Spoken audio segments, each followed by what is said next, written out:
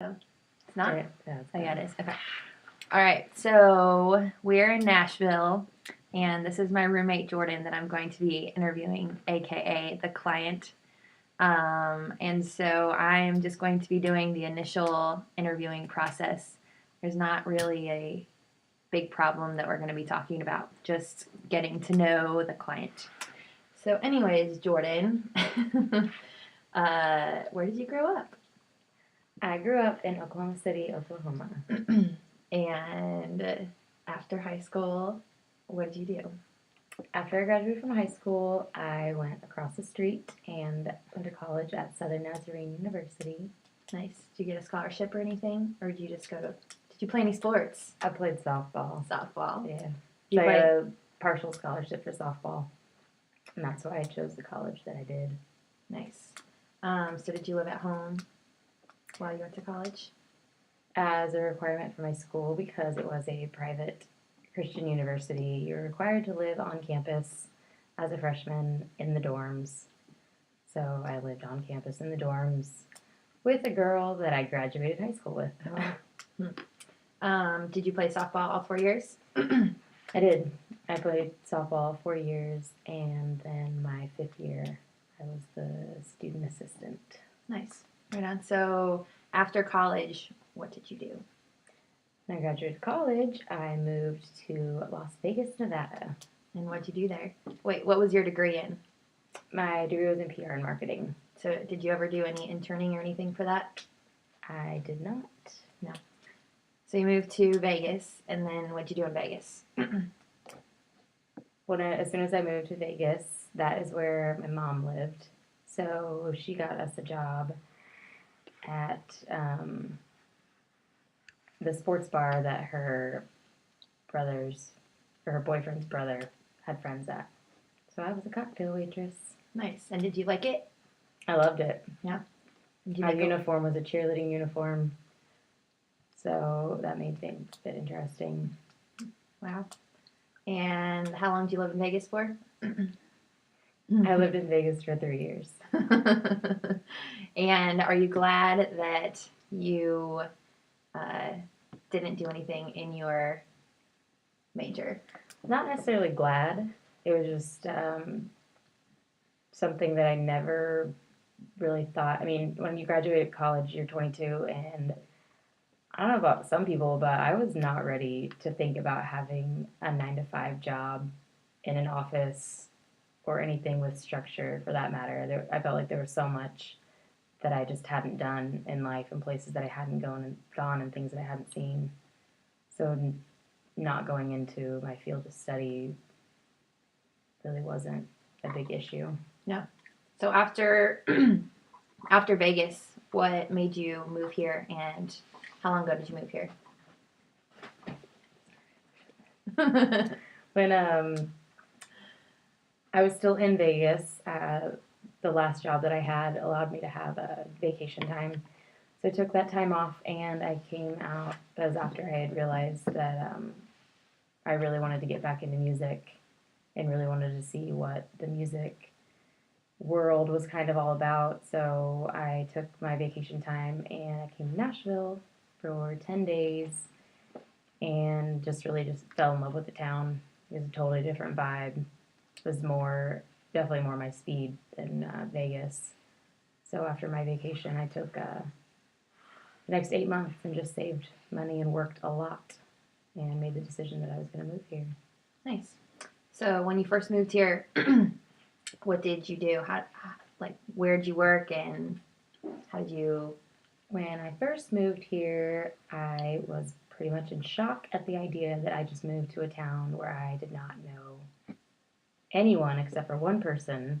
That one person just happened to be married and have a family, and he was a producer, so it's not like anyone I could go hang out with or socialize with. So I took some time off from working and traveled a little bit, and I came back and decided that I would get back into the bar industry because around here that seems to be where a lot of the music does happen, or a lot of industry people are hanging out. So I got a job working at Benchmark. So how did you get your job at Benchmark? Somehow, by knowing people, one of the girls that worked there, she and I had a mutual friend back in Vegas. So when I moved to Nashville, the girl from Vegas contacted the girl that worked at Benchmark that I would be coming in and talking to her, and then we ended up being friends, and she got me a job as soon as one was available. Okay. So do you enjoy working at Benchmark? For the most part, the majority of the time, I enjoy my work at Benchmark. Yeah. And what is it that you do there? Are you just a bartender or? I am a bartender / manager, /manager. but I only get paid to be a bartender. I'm also in charge of booking the entertainment for our venue. Okay. On to our next question. What else can I ask? What do you think your strengths are at work? On a good day, I would say that my strengths are that I do enjoy meeting new people. I enjoy meeting new people. I enjoy meeting people from different towns, different states, hearing their stories, getting to know them, letting them get to know me. It's just that's a form of entertainment for me. Like, they want to come in and have a drink and listen to some live music, and I want to have a conversation with a stranger. Yeah. What are we at? 6 minutes. 6:30. I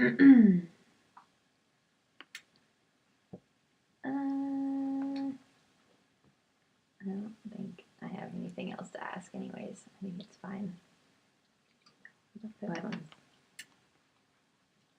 Or just the problems about work, I guess. What are the problems at your work right now? Several problems. We actually work together. Well, something that we're going through right now is a change in management. We've just hired a new bartender / manager who is to work with a bar back / manager with 2 owners above us that we gave a lot of responsibility to the first 2 weeks that our general manager had quit. And now we're just trying to reorganize and replan, regroup, figure out who is in charge of what, and the pyramid effect, I guess, of how everything should work out. Do you think that we're moving in a positive motion, I guess? Do you think that... For the most part, I do believe so. Both of our owners that we are dealing with right now have never really worked a bar. They've had ownership in a bar, and they have their stake in it, but they've never been there on a regular daily basis and figured out the process and how to order food, how to order liquor, what a schedule should look like, what we should pay bands and we shouldn't pay, things that we need outside of that, like a cleaning crew or any of our like day-to-day products like cups and napkins, and there's just a lot of the minor details that they don't quite understand.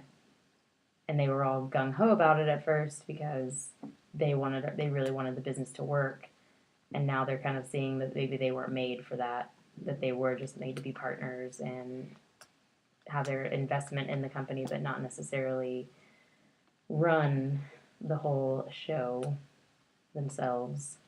So as a bartender / manager, does this stress you out? Do you think that you should, do you think these should be your duties? Like, what do you think is a solution? I think it all comes down to communication, because we have our so-called manager meetings where we have a list of things that we discuss, and everyone writes down what they hear and then what they think, like how it went and where we're supposed to go from there. Like, we had one last Saturday, and then it turns out that one person thinks that they said something should be done this way, and then none of the other 3 of us heard it that way. And so the communication just gets all scrambled, and nothing is really coming out of it positively. So I think that if everyone really sits down and we all listen to each other and plan at a better time than in the middle of a Saturday where it's probably our busiest time to take 2 bartenders away from the bar, Right. that we really could get some more order to the process and get some more things accomplished and everyone more on the same page. Right. Because we don't even have a large staff. Like we're a very small, tight knit group. Like it shouldn't be that hard to get everyone on the same page and figure out some level of communication where everyone is So doing just their part. organization and communication is moving in a positive note. Two very key things. All right. I think that concludes the beginning process of our interview. Thank you for having me.